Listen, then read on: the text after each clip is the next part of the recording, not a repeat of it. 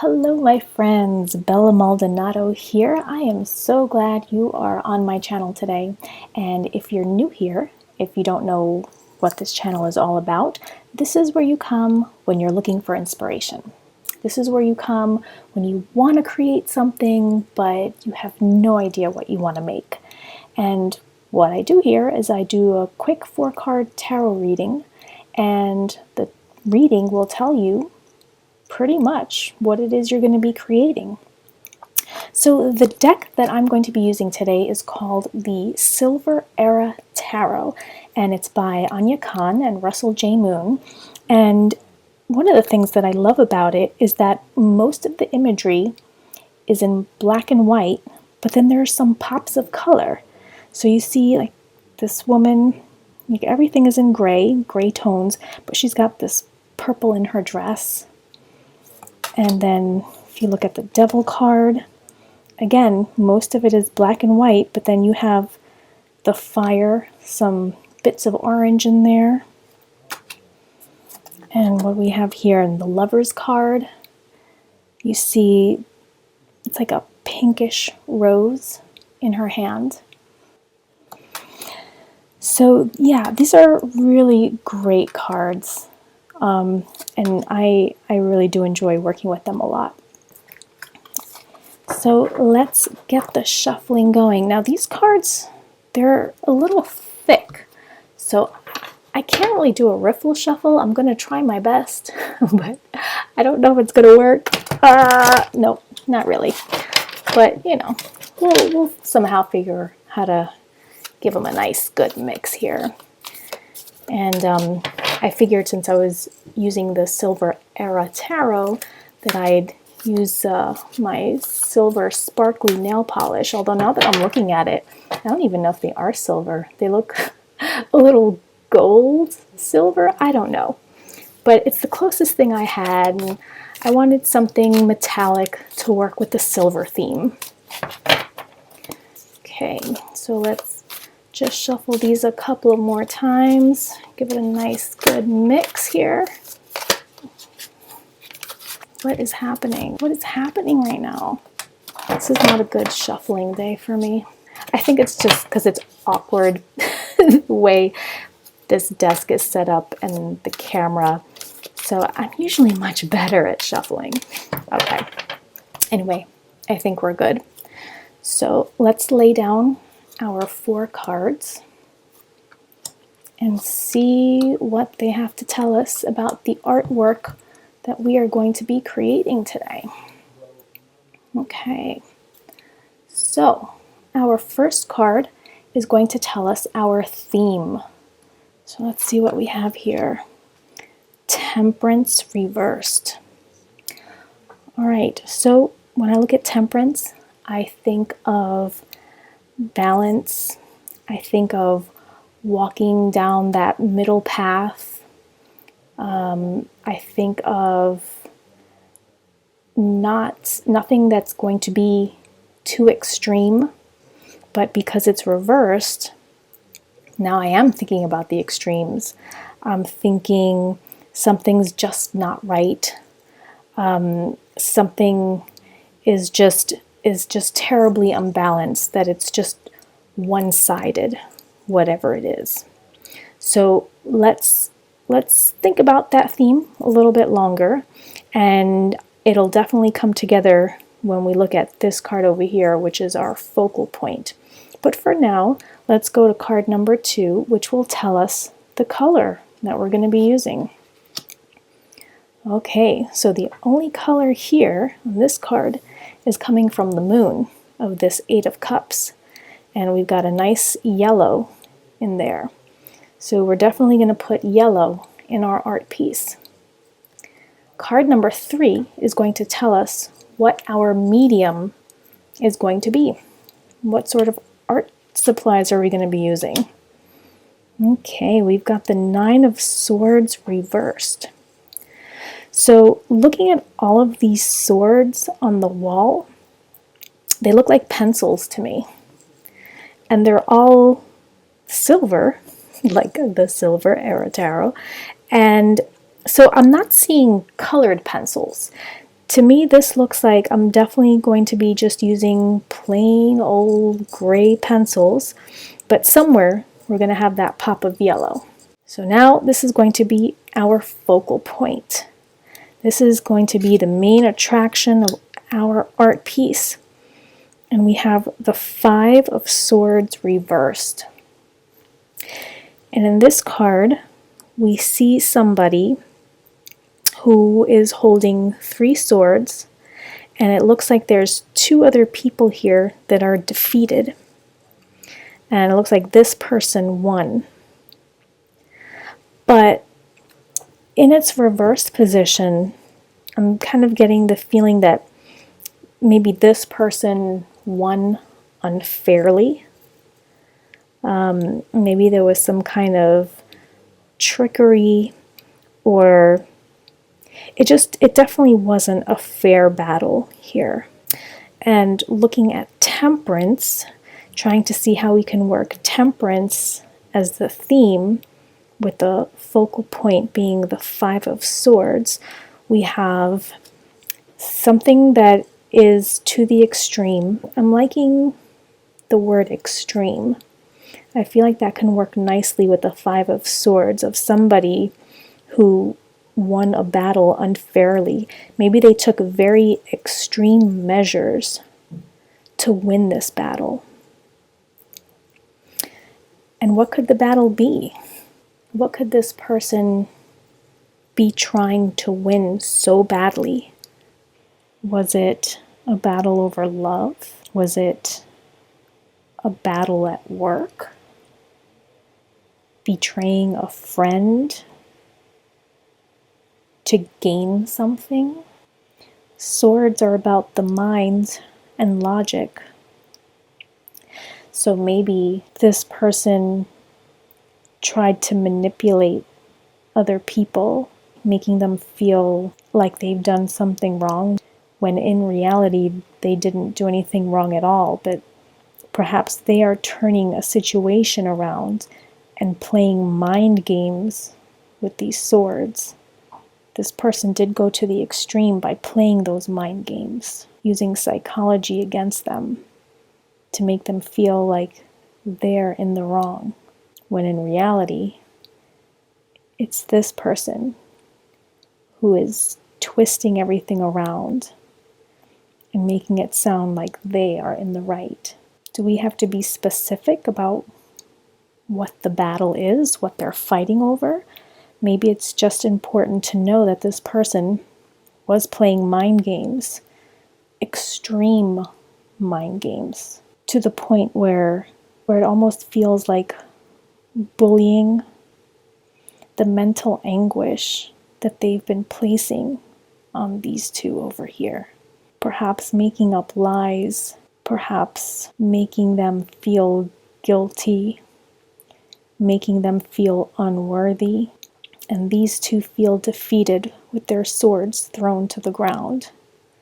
There's nothing left for them to do except to give up, and this person has won unfairly, unjustly, using all the extreme methods in their power to make these 2 feel unworthy. So we need to figure out how we are going to represent this in a drawing with just pencils, not colored, just regular old pencils with a splash of yellow. Through our artwork, we're going to have to represent this terrible, horrible mental defeat, the extreme measures that they took to win this battle. We're going to do that with pencils and a splash of yellow. I wonder what we're going to come up with.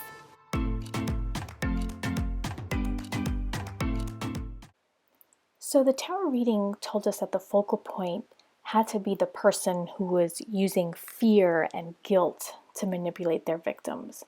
And every time I kept thinking of something to draw that would be really cool, I'm like, oh yeah, this is a good idea. This kind of represents emotional blackmail. Let me do this.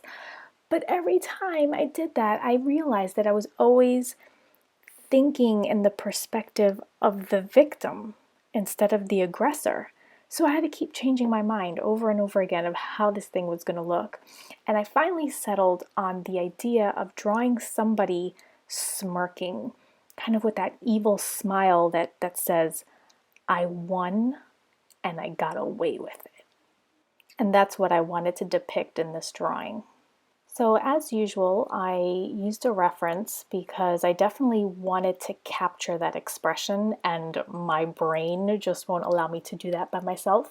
So I went online and looked for pictures of people with an evil grin or an evil smirk, and just tried to just find that right expression. And I think I found it. I don't know if the drawing expressed it in the same way as that photo, but we're trying here on this channel. We are not professional artists here. We're just people who want to have fun and create. So the person in the reference photo had curly hair, and I had some trouble with this. I mean, I have trouble with hair in general. It's tricky for me to draw hair. So even if he had straight hair, I mean, let's be honest, it would have been just as terrible. So anyway, you'll see I erase and I start trying again and I erase. It's the same thing with the hands. I have hand trouble and I have hair trouble. It's, yeah, I need to practice hair. But anyway, we'll skip the struggle and we'll go, I guess, to a point where it's halfway decent and we're starting to work on eyebrows. Okay, so now we have an outline of the hair, so that's something. And now I'm starting to work on those eyebrows. I wanted to make sure that the photo I found was a picture of someone who had sinister looking eyebrows, because that really makes the drawing and sends that message that we're trying to portray. So just filling in the eyebrows, they're very bushy, but I wanted to make sure that I had that shape, that shape of the one eyebrow kind of moving up and the other one kind of moving down a little bit. Again, I just wanted that expression of I got away with it, and they know that it was wrong, but they're happy they got away with it. And right now I'm working on shading, which is another one of my favorite parts of drawing. Can't draw hands, can't draw hair, and shading is just another thing that just doesn't come naturally to me. So I just have to look at the photo, see where all the shadows are, and just try to copy wherever I see dark spots, just make dark spots on the paper. But it turns out okay. I don't want to be a Debbie Downer and complain throughout this whole video and just say, oh, why, I'm such a bad artist. Nah, nah, nah. I mean, I draw okay. I will recognize that bit. I mean, it looks like a face, right? It's a face. You can tell it's a face. That's good. It's good to be able to draw something that people can say, yes, that is a face, that is an apple, that is a car. But there definitely is a lot more room for improvement. But I guess that's the whole point of this channel, right? The whole point is for me to try to practice more, to draw more frequently, and hopefully over time, I'll improve and I'll get better. And I hope you guys are doing this with me too, because I don't want to feel like I'm alone here. But so yeah, it's coming out okay. It's fine. But the shading is something that is another one of those things that I just can't do from memory. I can't say, oh yeah, the sun is coming from this direction, so all of this should be in shadow and all of this should be nice and bright. I can't, that's just not something that I can do. But eventually, right, we're going to strive for that. Eventually, I will get to that point where I won't need a reference and I'll know exactly where all the shadows and all the highlights need to be. But for now, this is what we're working with. So, working on that ear, And I'm trying to, get that pencil to make darker outlines. Because I find when I draw with pencil, it always looks unfinished. And I'm always tempted to take a micron pen or just any kind of pen for that matter and just outlining the whole thing so that it looks complete. But I'm trying really hard to just stick with pencils for this particular drawing since that's what came up in the reading. But at the same time, I know I've said that even though the reading will tell me to use this particular medium, it doesn't mean that I can't use others. It just means that I definitely have to use the one that came up in the reading. And you'll see later that I will use an alcohol marker. And I was, still I was tempted to draw the outline with ink, but I said, nope, I'm just going to stick with the pencil. I'll stick with the pencil. I have the extra alcohol marker medium in there, but that's okay. It's mostly pencil, so I think that counts. I'm working on some more shading, and I'm pretty much just using my finger. I don't have those fancy smudging sticks or whatever they're called. It's like those rolled up pieces of paper, but they kind of feel a little cottony, and they're great for shading. But yeah, I don't have that yet. But we're working at this level of professionalism, and I think this level is fine to use the finger. Finger works just fine. So now I'm working on making his neck and a bit of a t-shirt so we don't just have a floating head. And again, just trying to see what I could do about those shadows close to the neck, and making it look like he's got some muscles and veins and things there.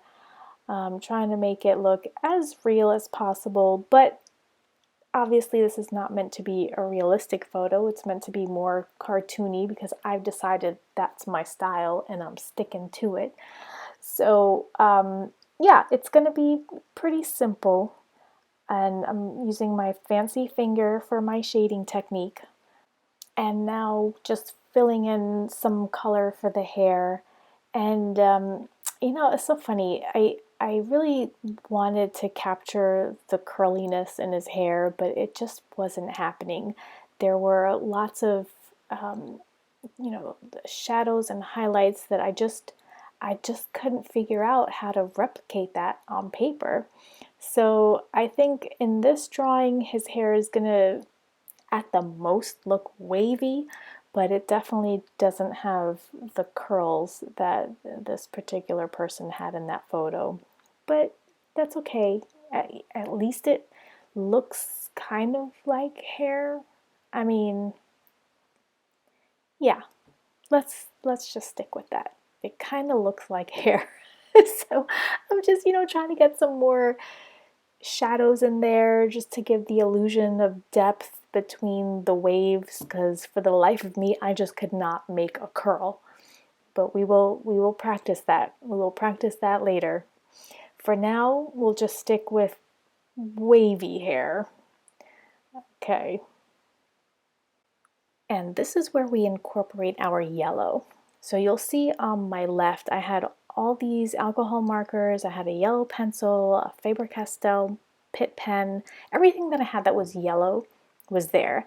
And then I finally decided I was going to use my Posca paint marker because that was the yellow that I feel looked the best and the brightest out of all the options that I had. And what was so great about the color yellow coming up in the reading is that yellow is the color of cowardice.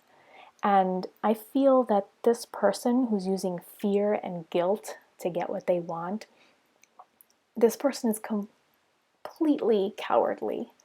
And that cowardice is coming through in his eyes. And just to be sure, I did a quick search on the internet on the color yellow. And on sensationalcolor.com, I found that it said yellow is a symbol of cowardice, which is exactly what I said before. And it's a color of sickness and of mental illness. It's the color of sensationalism and even of excess. And I thought, wow, that is amazing. That's exactly what came up in the reading, right? We talked about mental illness. We talked about the mental illness that perhaps the victims are going through, but not so much the aggressor in this case. And I mean, if you're behaving in that manner, if you're manipulating people in that manner, there's got to be something going on there as well. So the fact that mental illness was a part of that description, I thought was amazing. And also in the description, it said that yellow is the color of excess. And in our reading, we talked about the temperance reversed, that the aggressor behaved in using extreme measures. And that's exactly what it's saying, that yellow talks about things in excess.